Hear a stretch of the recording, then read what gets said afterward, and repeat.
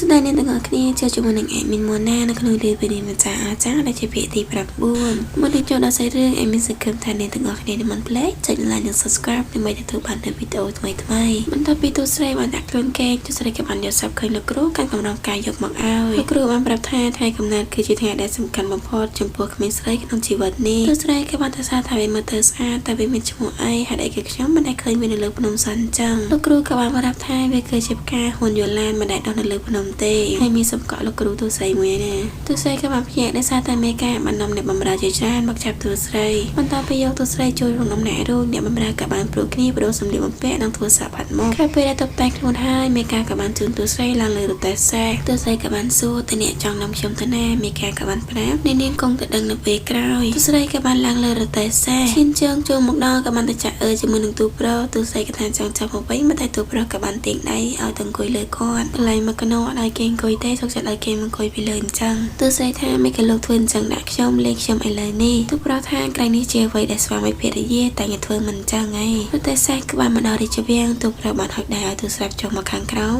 ប៉ុន្តែទូស្រីឌឺទូប្រុសក៏បានលើកទូស្រីដាក់ចុះតែម្ដងទូស្រីឆ្ងល់មកពីខ្ញុំស្រាឬក៏មួយក៏គេមានកម្លាំងខ្លាំងអ្នកដែលចង់ឃើញមុខព្រះនាងណានសួងត្រង់កំពុងតែអង្គុយចាំទូប្រុសនៅនេះសេពូថាប្រហែលជាគាត់ចិត្តមកដល់ហើយពុត្រាមូក៏បាននិយាយថាឯងជាមនុស្សដែលម្ចាស់បងស្រឡាញ់ខ្លាំងជាងគេទ្រង់ច្បាស់ជាមកព្រះនាងថាប្រហែលជាម្ចាស់បងនៅបងថ្លៃមកឲ្យទ្រង់ឃើញហើយព្រះពុត្រាមូក៏បានទះទុកផងក៏បានជេរទៅកាន់ទូប្រុសយាយមិញគឺជាមនុស្សឈួតច្បាស់ណាស់ខ្ញុំស្គាល់នាងមុនគាត់ថែមទាំងបានធ្លាប់សន្យាថានឹងឲ្យនាងមកខ្ញុំទេប៉ុន្តែគាត់បើជាមិនគោរពពាក្យសន្យាទៅវិញសេពូបានប្រាប់ថាអត់មកភ្លេចចោលទៅវាគឺជាការប្រទានរបស់ព្រះអង្គអ្នកទាំងពីរបានរៀបការពេញមុខពេញមាត់ទៅតាក់ទងអីជាមួយនឹងលោកដែរព្រះនាងកំពុងតែកាត់តើទូស្រីជាមនុស្សបែបណាដែលអាចធ្វើឲ្យម្ចាស់បងទាំងពីរខ្វះខ្វាយយ៉ាងនេះអ្នកបម្រើក៏បានស្រីប្រកាព្រះបុត្រាយាយមកដល់ព្រះនាងក៏បានរត់ទៅអោបផ្លេតដែលមិនខ្វល់ពីអ្នកជិតខាងទេទូស្រីក៏បានសួរតើនាងទៅម្នាក់នេះជាអ្នកណាសេពូក៏បានប្រាប់គេជាព្រះនាងឡានសួងដែលម្ចាស់បងស្រឡាញ់ជាងគេគ្រប់គ្នាដែលមកដល់កន្លែងអង្គុយព្រះនាងក៏បានសុំទោសទៅកាន់ទូស្រីដោយសារតែកៅអីមានតែ4មនុស្សដល់ទៅ5នាក់ទូស្រីថាមិនអីទេគ្រាន់តែប្រាប់មនុស្សឲ្យថែមកៅអីមួយទៀតចាប់ពីពេលនេះត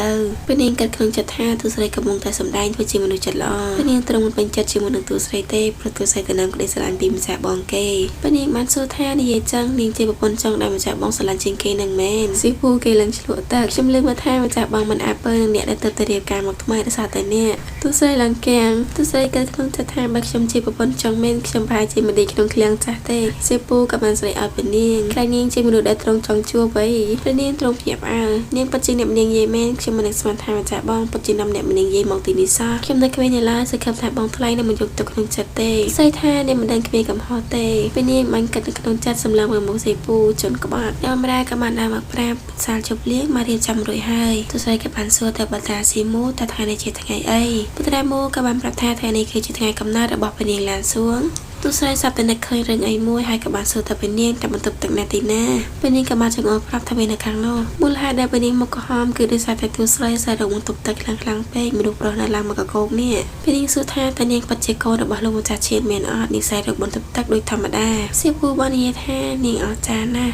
វាយកូនក៏នាងចេះនាងដូចជាវីរៈនារីអញ្ចឹងសម្បីតែជូលៀក៏ព្រមឲ្យនាងជីដែរព្រះនាងថាក្រែងជូលៀមិនព្រមឲ្យនាងណាជីក្រៅពីម្ចាស់បងមានអត់ទូប្រុសគាត់ក៏សួរបញ្ជាក់តែអញប្រកាសអត់សៀពូគាត់ថាគាត់ប្រកាសគាត់បានឃើញច្បាស់នឹងភ្នែកទូប្រុសក៏បានសរសើរថាទូស្រីមិនអន់ទេលេចមកមើលទូស្រីវិញមិនបានទៅបន្ទប់ទឹកអីទេតែមកលួចបេះផ្កាសោះទូស្រីកំពុងតែដើររកក៏បានបែរឃើញជាមួយនឹងទេពអប្សរផ្កាដែលកំពុងតែដេកលក់ទូស្រីថាអ្នកមើលទៅដូចជាទេពអប្សរផ្កាទេពអប្សរផ្កានិយាយទាំងមកមើលមានមនុស្សចម្លែកមុខម្នាក់បានរំខានដំណេករបស់ខ្ញុំទេពអប្សរផ្កាក៏បានដាក់ខ្លួនដេកប៉ុន្តែស្រាប់តែចាប់អារម្មណ៍រឿងអីមួយទេពអប្សរផ្កាសួរថាតើអ្នកអាចមើលខ្ញុំឃើញទូស្រីថាមិនហើយខ្ញុំមានរឿងចង់សួរអប្សរផ្កាក៏បានសួរតើទូស្រីជាអ្នកណាមិនបានជាមើលគាត់ឃើញទូស្រីក៏បានខ្សឹបប្រាប់មិនដឹងថានិយាយពីអីខ្លះទេទេពអប្សរផ្កានិយាយថាខ្ញុំដឹងហើយមិត្តរបស់គាត់ក៏ដូចជាមិត្តរបស់ខ្ញុំដែរប្រាប់មកអ្នកចង់ឲ្យខ្ញុំធ្វើអីទូស្រីក៏បានប្រាប់ថ្ងៃនេះម្ចាស់ផ្ទះបានធ្វើខួបកំណើតខ្ញុំចង់រកការមួយដើម្បីជូននាងវាជាផ្កាហ៊ុនយូឡានទេពអប្សរថាមិនចម្លែកទេដែលទូស្រីជាមិត្តភក្តិរបស់លីងគូគូប្រហែលជាគ្រូរបស់ទូស្រីទេដឹងទេពអប្សរថាផ្កាហ៊ុនយូឡានជាផ្កាមកពីឋានសួគ៌1000ឆ្នាំដុះតែម្ដងទេពអប្សរកម្លាំងទាបដូចជាខ្ញុំមិនអាចរកបានទេប៉ុន្តែខ្ញុំអាចយកផ្កាផ្សេងចំនួនវិញពីមានឈ្មោះថ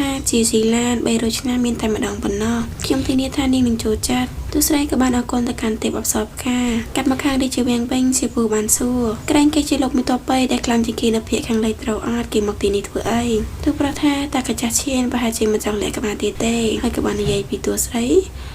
មិនក៏មនុស្សស្រីយូរខ្លាំងដែរកម្រាប់ថានាងរត់ចេញទៀតអីសោះសុពូក៏បានលើកដៃហៅទូស្រីទៅប្រក៏បានសួរធ្វើអីយូរម៉ែទូស្រីថាខ្ញុំកំពុងតែធ្វើតាមបញ្ជារបស់មនុស្សម្នាក់ពេលក្រោយលោកនឹងដឹងសាលនៃពិធីជប់លៀងមនុស្សម្នាក់កំពុងតែឈប់ប្រកាសពីអំណោយដែលអ្នកចូលរួមបានជូនពេលនាងក៏បានសួរអ្នកបម្រើមិនក៏រីករាយមិនមកអញ្ចឹងអ្នកបម្រើក៏បានប្រាប់ថារីករាយកំពុងតែឈឺសម្រាប់នៅក្នុងដំណាក់អ្នកប្រកាសបានប្រកាសអំណោយចោលព្រះអង្គបានចូលតែដៃយ៉ាងសប្បាយរីករាយលោកម្ចាស់ឈៀមបាននិយាយថាលោកម្ចាស់បៃថាងមកលើកនេះគឺដើម្បីកសាងទំនាក់ទំនងឲ្យល្អដូចដើមទូប្រក៏បាននិយាយកាន់សូមឲ្យព្រះអង្គបន្តពិធីព្រះអង្គក៏បានយល់ព្រម